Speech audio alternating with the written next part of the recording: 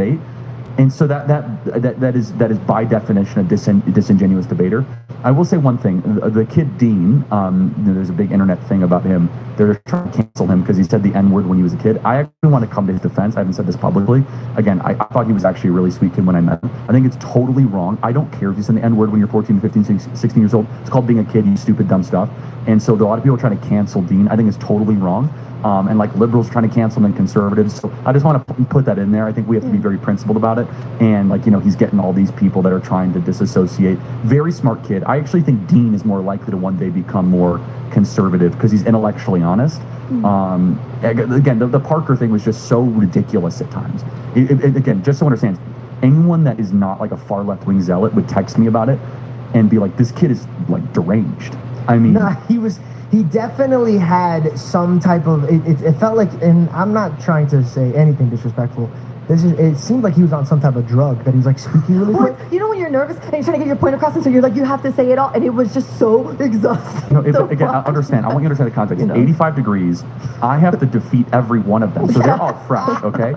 So I want you to understand the equivalent. It would be like I have to beat 25 people in one-on-one basketball. And I don't get a break, okay? And again, I'm sweating through this suit. It's as hot as the Caribbean, okay? And well, and it's difficult because you're sitting across, I think, like, and certainly from college students, you're more emotional, and if something bothers you, you kind of like to react with an insult. Well, and then they're also like heckling me. And by the way, they even you couldn't hear the audio. They're like chanting at me and like, "Come on, white boy, come on!" Like, who's talking to me right now? Just FYI, everybody here's white. Well, there was some not white people, but yeah, then these other people are like chirping at me, being like, You're lucky we didn't bring up January 6th. And so I'm like chirping back here, and this girl is wishing my daughter gets raped. And like, no, you didn't know that's a real thing. I just watched clips, dude. I can't handle no, a whole hour. I like the one point where somebody else was talking and you put them in check and you're like, but you be faster next time if you want to talk. Because they were talking when they weren't their time. It was so good. Yeah, okay, sorry, go ahead. No, it's okay. Well, it actually does add to this. How do you feel about when people say that you only come after college students? Well, it's not true. I've debated professors, PhDs. That's number one. I'll debate anybody at any time. You can go look at my debates. Literally, I have like 10 or 12 debates against people that are literal PhDs. I didn't go to college. That's number one. Number two, if it's 1 on 25, don't you think it's a little bit more fair? I mean, again, number three, though. But hold on. I just want to understand.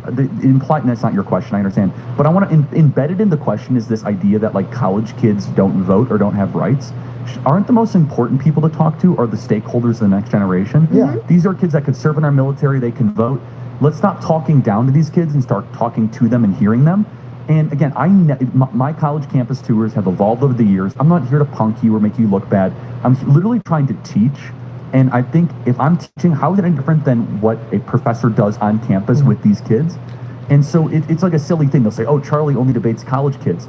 Like, okay, literally, I've sat down with Ben Burgess, for example, who's a PhD professor from Georgia, and we debated socialism for 2 hours. I'll debate anybody, anytime, any place, politician, current, former, old, young, you name it.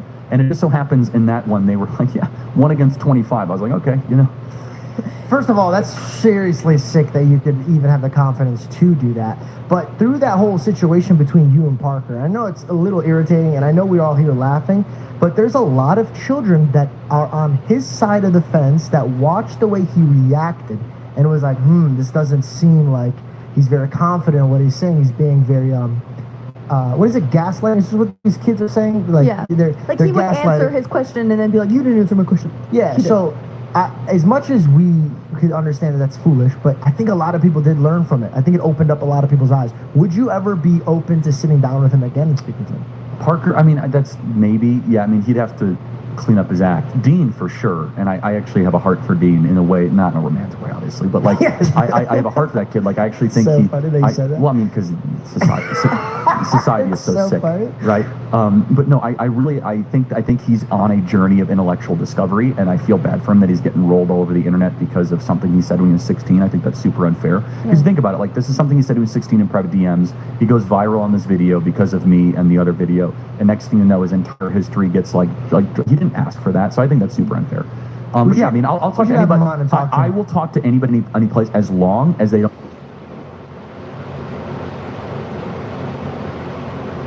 Have a good one, Justin. Don't exist